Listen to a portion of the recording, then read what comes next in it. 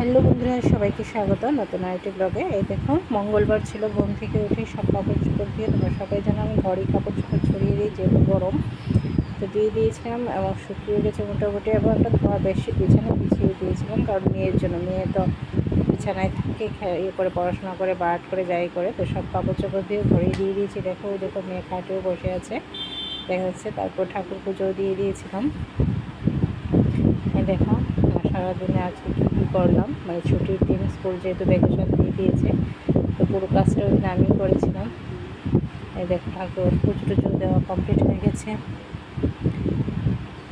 তো যেহেতু মঙ্গলবার ছিল, তো আমার মা বাবু আবার রুটি খায় মঙ্গলবার দিন, তো তাদের জন্য আবার আটা মেখে রুটি করেছিলাম, কারণ মা চলে গিয়েছিলেন সুগারে টেস্ট করার জন্য, রক্ত দিতে। তো আমাদের জন্য আবার খাসা ছেলের ভাতও করেছিলাম। তো এর আগের দিন সোমবারও আমাদের নিরামিষ ছিল শহীদ ঠাকুরের, তো করেছিলাম ফ্রাইড রাইস।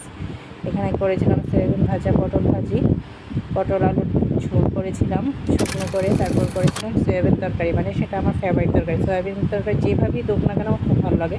তারপর নতুন করে করেছিলাম দুধ পনির এবং কাঁঠালের এঁচড় এবং মটর ডাল, তার সঙ্গে ছিল লেবু। এতটুকুই আজকের জন্য ব্লগটা। তো সবাই ভালো থেকো, সুস্থ থেকো, বাই বাই।